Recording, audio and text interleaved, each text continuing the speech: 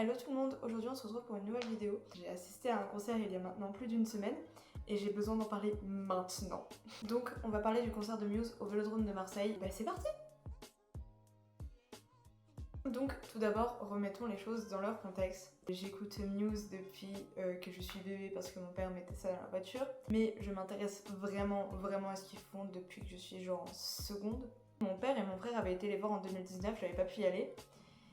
Et il m'avait raconté que c'était vraiment genre incroyable, que genre le show il était insane. Et du coup j'étais en mode ok, faut que je vois ça une fois dans ma vie. Donc l'année dernière, Muse sortent leur album et annoncent une tournée mondiale et ils passent 5 fois je crois en France. Mon frère habite pas très loin de Marseille, du coup je décide d'y aller avec une pote à moi et mon frère. J'ai mes places depuis septembre-octobre l'année dernière. Maintenant que j'ai remis les choses dans leur contexte, je vais parler du concert après. Je vais d'abord faire un petit point Vélodrome de Marseille, tout ça. Il faisait extrêmement chaud le jour du concert, on devait être aux alentours de 35 degrés. Donc on décide de pas y aller trop tôt parce qu'on n'a pas envie d'attendre plein cagnard. Mais on n'y va pas trop tard non plus parce qu'on aimerait bien avoir des places pour se garer. Alors je sais pas du tout si les parkings du stade étaient ouverts. On a vu des gens devant nous se faire recaler du parking. Et j'ai vu personne rentrer dans le parking. Donc j'ai l'impression que les parkings du stade étaient fermés. Sauf qu'autour du stade c'était en travaux, du coup c'était un bordel pour se garer, genre vraiment on a tourné pendant je crois une demi-heure avant de réussir à trouver une place. On essayait de trouver de l'eau parce qu'en fait on crevait de chaud, genre vraiment c'était horrible. Et après on va vers le stade. Je vais à la Merche, j'achète un t-shirt. On regarde sur le plan pour voir où est notre porte et en fait notre porte elle était à l'opposé du stade. On commence à aller par un autre endroit où il y a écrit accès pelouse machin et tout. Donc on se dit bon bah ça va être par là. On arrive devant un truc et on voit qu'il y a écrit accès à tout sauf à la porte 12B. Sauf que c'était notre porte. Du coup on retourne à l'endroit où on était au début, on décide de demander à un vigile. Au final c'est quelqu'un qui était à côté de nous qui nous répond que oui c'est bien là qu'il faut attendre et qu'ils sont sur la même porte que nous. Il y a un parvis avec des escaliers. Nous on attend en haut des escaliers parce que c'est là où on a été demandé aux gens et que genre il restait 40 minutes d'attente. Donc on s'est dit bon bah 40 minutes avant l'ouverture des portes autant attendre là. Et en fait en bas du parvis il y avait plein de gens qui étaient en train d'attendre mais à l'ombre des arbres. Genre nous en gros on a attendu vraiment plein soleil. Et il y avait pratiquement personne qui attendait parce qu'on était plein soleil et tout. Donc on était peut-être une trentaine. Ouais, pas trop de monde. Du coup quand ils ont ouvert le truc pour aller scanner nos billets, c'était pas trop le bordel. Juste nous de notre côté il y avait un truc avec écrit réservé OM. Du coup on était en mode bon bah ça veut dire qu'on peut pas passer par là donc faut qu'on passe sur la porte d'à côté. J'arrive pile devant la dame de ce côté là quand j'essaie de m'incruster dans la file d'à côté parce que les gens poussaient dans tous les sens et tout, du coup j'étais bloquée. Et en fait la dame elle dit non mais c'est bon vous pouvez passer par là et tout. Du coup je comprends pas pourquoi il y avait un truc avec écrit en gros OM alors que c'était pas du tout fait pour ça. C'est là où le point organisation du Vélodrome devient chaotique. On scanne nos billets et après on passe dans le truc pour aller se faire fouiller. Alors, il y avait plein de mini files d'attente où les gens attendaient pour aller se faire fouiller. Sauf qu'en fait ils les avaient pas toutes ouvertes et en gros ils les ouvraient toutes au fur et à mesure, c'est-à-dire qu'il y avait des gens qui arrivaient et qui étaient au final premiers des files pour se faire fouiller alors qu'ils étaient rentrés après et tout. En fait j'ai pas compris pourquoi ils les ont pas toutes ouvertes en même temps, genre c'était super bizarre. On se fait pas fouiller parce qu'il n'y avait pas de femmes, du coup les filles pouvaient pas se faire fouiller.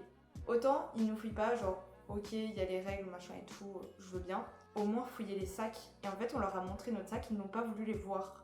Genre vraiment on monte nos sacs, le mec veut pas voir, il dit passer. On se fait bloquer par un vigile. Je crois que c'est à cause de cette histoire de aucune meuf s'est fait fouiller. Ils nous disent pas pourquoi on attend, genre vraiment zéro communication, rien. Et au final, le mec, il regarde les gens, genre je pense qu'il a dû voir qu'il y avait beaucoup de monde qui commençait à s'agglutiner. Il a fait « allez-y ». Comme ça, le sprint de nos vies pour faire la moitié du tour du stade pour aller jusqu'à notre porte. Et on arrive devant notre porte, on voit qu'il y avait limite plus de gens que le nombre de gens qui étaient en train de courir avec nous. Et du coup on devait rescanner nos billets et il y a une des autres rues, il y avait personne. Du coup on y est allé. Par contre pour rentrer dans le stade, ce qui était bien c'est que vraiment c'était genre on n'avait pas le droit de courir et ils avaient mis une petite rubalise, les trucs en plastique rouge et blanc là, sur le côté du truc. Comme ça on était tous genre en file indienne et on rentrait et genre il y avait personne qui courait ou quoi. Du coup c'était trop agréable par contre pour rentrer. Du coup voilà, on est dans la salle. Tout va bien parce qu'on était à l'ombre grâce à la scène. Les gens sont pas trop agglutinés les uns sur les autres. Je crois que j'ai vu des tweets passer comme quoi à un autre endroit, les gens étaient vraiment agglutinés genre les uns sur les autres et tout. Nous ça va, on s'assoit dans la fosse et tout, tranquille. On va chercher des boissons. Alors, le prix des boissons en stade. Je Je m'étais plaint du coca à 4 € au Bercy de Floyoli là. Mon coca il m'a coûté 6 €. Les verres ils coûtaient 2 €. Et en fait, genre, je dis les verres consignés, mais je sais même pas s'ils étaient vraiment consignés ou pas. Genre, en tout cas, moi je les ai pas rendus. Plus de 2 €. Bon, ça c'est normal, c'est partout dans tous les festivals, tous les concerts et tout. Les verres c'est toujours 2 €. Mais du coup, par exemple, t'avais pas le choix de prendre juste la bouteille, genre t'étais obligé de prendre le verre. Le coca à 4 €. La bière que j'ai payée à mon frère à 8 €. Après viennent les premières parties. Alors les premières parties, très bonne surprise. One Ok Rock, je ne connaissais pas du tout et c'était incroyable. Genre vraiment j'ai adoré du début à la fin. Genre ils ont grave de l'énergie, ils ont grave une prestance de fou sur scène et tout. Genre c'était trop bien. Par contre le public il était mou, mais genre j'ai jamais vu ça. Les gens ne se bougeaient pas. Il y avait 2-3 personnes qui s'ambiançaient et tout, mais la plupart des gens ils étaient stoïques. Après, du coup, on se rassoit entre la première partie et la deuxième première partie. Royal Blood, j'avais déjà écouté un peu, c'était incroyable. En vrai, j'ai moins kiffé que One Ok Rock, je trouvais qu'ils avaient moins de prestance scénique, tout ça. Mais c'était quand même incroyable, genre vraiment, j'ai adoré. Un autre avantage du stade, ils distribuaient de l'eau. Ils ont distribué de l'eau après les premières parties. Et du coup, vu qu'on avait nos gobelets, on se servait de l'eau directement dans nos gobelets et tout. Vraiment, c'était trop bien, genre ils distribuaient de l'eau à tout le monde et tout. Ils en ont distribué plusieurs fois. Genre nous, on en a repris 2 fois. Par contre, juste, il y a des gens qui en ont profité pour doubler. Et maintenant, it's time de parler du vrai concert, du moment Muse. C'est les 79 € les mieux investis de toute ma vie. C'est le meilleur concert que j'ai vu de ma vie. Là, je dis ça avec plus d'une semaine de recul. C'est le meilleur que j'ai vu. Et pourtant, c'est pas du tout mon groupe fav. Ils sont dans mon top 5 de mes faves. Mais genre, ils sont pas top 1. Genre, je pensais pas que ce serait possible d'égaler Big Flo et Bring Me The Horizon. Même sans interaction, le concert était genre tout le long du concert, j'étais juste stupéfaite. Du début à la fin, j'étais comme ça. Le concert commençait à 21h30 et déjà j'avais peur que le show soit de genre 1h30 à peine, 2h15. 2h15. C'est énorme. Ils montent sur scène avec le logo We Love the People enflammé. La pression scénique. Ah ouais, il n'y a même pas de débat. On n'était pas du côté de Matt, donc le chanteur. On était du côté de Chris, donc le bassiste. Mais le chanteur, il bougeait quand même dans tous les sens, donc vous voyez, on l'a vu souvent et tout. Genre, trop bien. Et genre, ils sont tous à fond, genre ça se voit, c'est leur truc. Genre, il y a des artistes, quand tu les vois, tu te dis, eux ils sont pas faits pour la scène, eux ils sont pas faits pour le show. Genre ça se voit, ils s'amusent, ça se voit, c'est leur truc. Ça se voit, ils ont bossé leur truc à fond et tout. Genre, les jeux de lumière, ils sont ouf. Les décors, la tête avec le masque géant, incroyable. Les sortes de miroirs qu'il y avait au-dessus qui se déplaçaient et tout, genre magnifique. Les confettis pendant Compliance, incroyable. Les confettis pendant Verona, plus qu'incroyable. La setlist, elle est genre parfaite. Il n'y a pas un seul flop. En plus, on a une map-off de problématiques. Il y a des petites vidéos et tout, genre entre les sons des fois et tout. Genre des petites interludes, tout ça. Et genre, les interludes sont incroyables. Tout le show, en gros, raconte une histoire, genre du début à la fin. T'as vraiment le truc, quoi. Sur les écrans, parce que parfois on regardait les écrans quand ils étaient sur l'avancée de scène. Sur les écrans, il y avait des animations et tout pendant le show. Il n'y avait aucun moment où on s'ennuyait. Et même pendant, ils font pas mal d'interludes musicales. Je pense que c'est pour que le chanteur se repose la voix.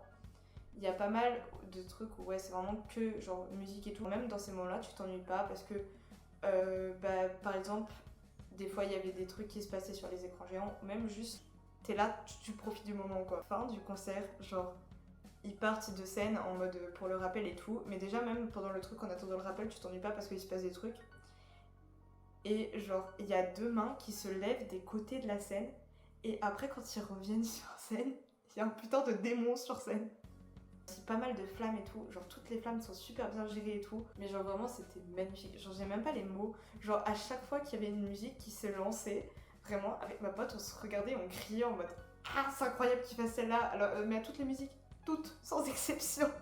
Le seul bémol que je trouve à ce concert, c'est que le public était assez mou. Donc ça, c'est... Enfin, de notre côté du moins, parce que j'avais l'impression que c'était pas partout pareil, mais moi, de mon côté, j'avais l'impression que c'était super mou. Genre, il y avait quelques groupes qui s'ambiançaient, mais en fait, au milieu, il y avait des gens qui vraiment, genre, c'était des piquets.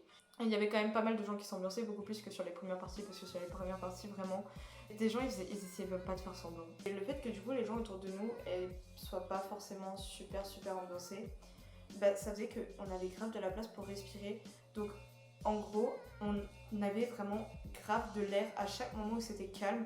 Genre, il y avait tout l'air qui arrivait et tout, genre c'était trop agréable, on n'était pas serré et tout. Et ça aussi, ça a fait que c'est un des meilleurs concerts. Parce que, par exemple, le concert de Bring Me The Horizon, j'avais kiffé ma vie. Hein. Mais à des moments, je pouvais plus respirer. Il y a certaines musiques sur lesquelles j'avais pas pu profiter parce que je pouvais plus respirer.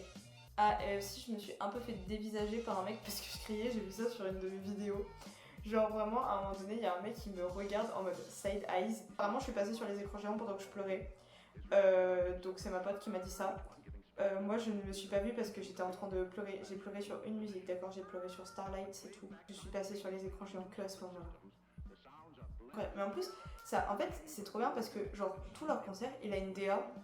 Et genre, les musiques qui sont choisies, ça se voit, elles sont pas choisies par hasard. En fait, il y a grave une cohérence dans leur truc. Genre, ils font pas des anciennes musiques pour faire des anciennes musiques. Ils font des anciennes musiques parce que ça colle dans la continuité de leur show, que ça colle les unes avec les autres et tout. Genre, incroyable.